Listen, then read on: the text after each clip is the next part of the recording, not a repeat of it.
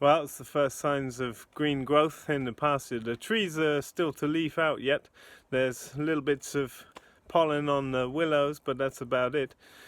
But it's busy times at the farm, and I haven't really been making videos because I'm still a bit under the weather, and I've been basically working on my own outside, clearing up after the winter like always, and just getting all the seedlings hardening off, planting trees and taking cuttings. I've got 1,000 cuttings of currants putting in, some of our favourites there, and all kinds of things going on. Busy times with the decoration. Johanna's brother is here decorating the house. We've got beautiful wallpapers up. I'll do a tour of that another time, but today I tried the Paperpot transplanter for the very first time in very lumpy compost, so I thought I'd show you how that went.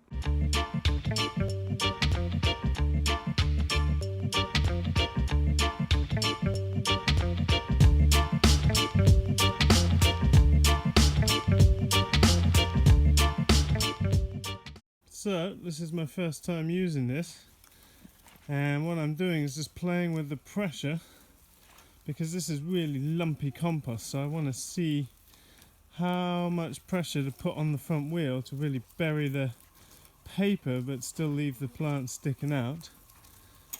So liking it so far. This is the first time I've used it, and this is not the nicest compost. This is old farm made compost that we've smashed up with a tilther, but quite happy with the result. Look, that's pretty even. So, pretty impressed. I mean, it's definitely way faster than hand transplanting. Now, the beds in here are quite different to the beds out in the yard, where this is just tilled up old bedding out of the barn, so it's lumpy. And there's patches with straw and stuff where it gets stuck, but I'm pretty impressed for the first time. I mean, this is obviously going to take a little bit of fiddling with as we go through the season and working in different types of compost, but that's like the third line I've put in.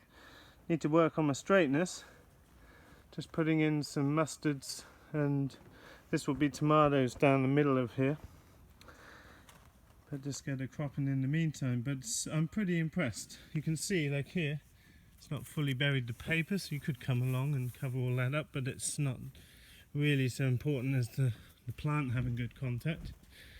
But it's pretty happy, and I think we're on the second lowest point with the wheel on the machine. I'm just testing it out on the second to lowest setting there, and just applying different pressure on the wheels to see how that goes. And we'll just see. It'll take a bit of fiddling as we work on in different beds. And we've got a lot of spring onion and crops to get out. I've just put these off to harden off on plastic so that they don't root into the ground. And we're not normally hardening off in here, but we're doing that this year just for logistics. And it's going to get busy here soon. We've got wood chip and compost already here. We're going to resurface all the beds outside. That's going to be a major job at the start of the year. And every 5 years or so it's worth putting new wood chip on. And first peas are going to go out soon. Some really nice spinach here coming up, and first peas that we're going to transplant, and kales. So all actions go here, and we're waiting for them to come and fix up our pasture also, because it's dry weather now and it's going to rain a lot next week. So I'm hoping that they will fast track that and come and clear up the mess they made from logging. I still didn't release a video about that, but I've just felt so bad about it because it's made such a mess, and I feel like half this year is just going to be about cleaning up the mess, really.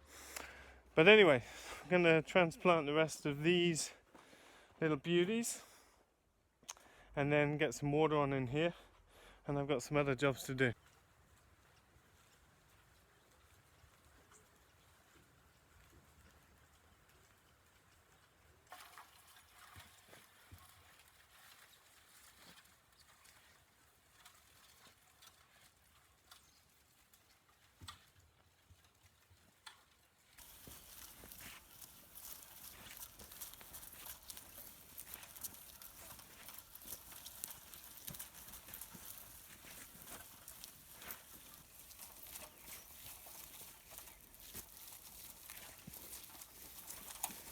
Certainly lumpy compost does not help, and finer tilth beds outside are going to be a lot easier. But you get the picture, it's pretty sweet. And it doesn't take long to seed up multiple rows. I think clearly it's going to take a bit of experimentation with this tool to just really get it right for different types of beds that we have, with these being some of the worst, just really lumpy, strawy material under the surface. So when you hit a big clod of that, it just clogs up the tool. This kind of stuff here. And so I've tried to smash that up with a tilther, but I haven't been able to everywhere. Now in beds like this, I don't think we're going to have any problem at all. These are the majority of our beds are looking like this, but we have some beds that are extremely lumpy, and this is just a lot of straw from old cow bedding from the farm, whereas now we're using peat moss as a bedding, and it's a lot finer and it's easier to crumble up. So we have some beds like this, maybe 30 out of a couple of hundred, that we're going to have to either take the tops off and resurface it with compost, or we will smash it up with a tilther. Don't know yet. We're expecting a bit of rain next week and that will soften it up, but many of the beds are ready to go, and I think, you know, we'll be trialing and erroring and seeing what goes and documenting it here on YouTube, and I think it's going to work really well. And even in the patchy areas, even if you have to go in afterwards, it's still going to be way quicker than hand planting, which I'm excited about. This is a big pile of compost we got to move, and this is quite fine stuff, so I think that's going to be really easy to lay it into. I think basically trial and error is going to be a big part of the getting used to the Paperpot, but that's okay. That's the way it is with any new tool, and a tool like this that could bring such significant time savings is obviously, you know, really worth putting a bit of trial and error in. So this is all ready to be covered up, and I'll put row covers on this tonight, especially on the young seedling plants. You see, we've got a lot of spring onion. We've gone crazy on spring onion this year. But it's nice, really exciting to get some plants in the ground. It looks like we've got lovely weather for the Easter weekend. And I'm going to be just keeping an eye on here, see how the weather goes. And doing a bit of propagation. I'm putting in 1,000 of our favourite currants into root trainers, and just getting ready. We've got people arriving, a really small team this year, but people arriving at the weekend, and then it's time to really get all this stuff in the ground and get the gardens up, get the yurts up, and get the season going. Well, it's really hard to imagine this full of tomatoes. It's going to be, well, we know it's going to be at least a month, maybe 6 weeks till we get the tomatoes out here. This time last year there was still snow all over the gardens, and a couple of years ago we had snow even into late May when we got the first of the pastured broilers out onto the ground. So you never know, and it feels all spring-like and lovely and the birds are singing, but you've got to really be careful at this time of year, especially as we get these iron nights laid in even into June, the first week of June. So you've got to be careful and stick to your crop plan, even if you think the weather's going ahead in a different direction. And with this new setup with the Paperpot stuff, it's going to be really a case of learning about the timing this year and not having things stay in their pots. Some of these onions have grown really much faster than I anticipated, because it was very easy to keep temperature in the lean-to greenhouse this year. With a better electrical system and just warmer temperatures generally, but timing is going to be key, and so I'll be sharing all the little tricks and tips that we learn using this in compost specifically, because a lot of videos have been made about the Paperpot system, but I think very few in a totally no dig setup. So that's going to be learning the nuances of using that tool in compost specifically. Now, I'm not very organised with hardening off just because the weather has been fluctuating. These are all spring onions. And the key is going to be learning about the timing. You see, you want all this to be basically a nice sprouted shoot that is not becoming root bound underneath. See, these peas are quite large already, but they've been air pruning in the pot, so they're going to come out really easily out of here. They're not going to be jammed up. So that's an important part of this setup, is timing. Well, I'm very happy. I think for the first time, my rows aren't that straight, to be honest. I think I can improve that. but you see it gives a pretty fine result, and I'm very happy with that.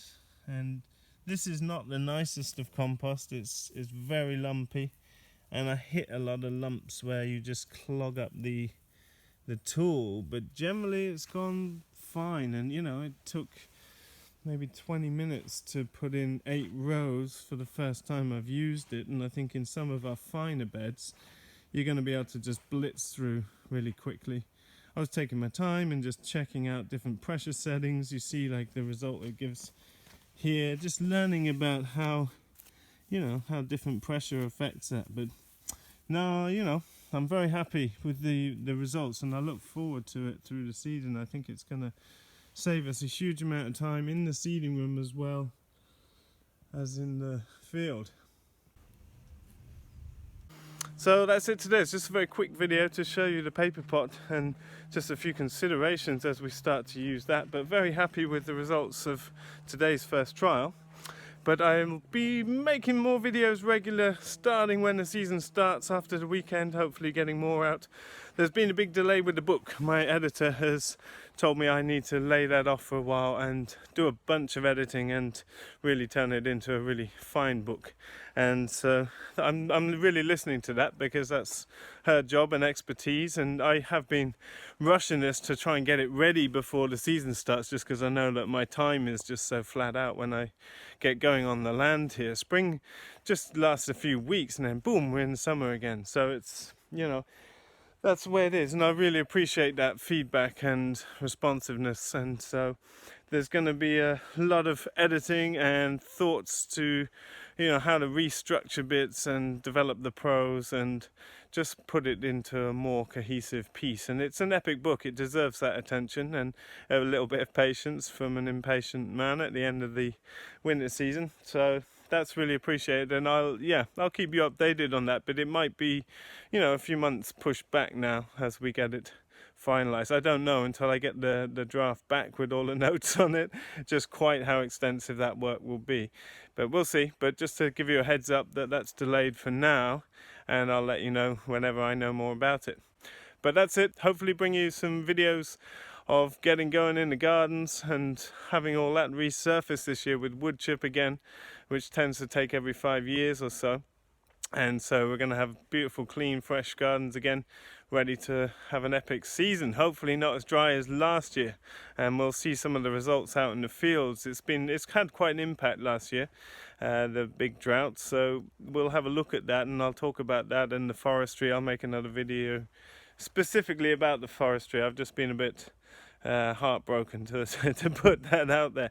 But thanks so much for watching, folks. Look forward to sharing the season with you. It's going to be lots of interesting things to share this summer, and thanks so much for your support and for following, and we'll see you in the next video. Bye for now.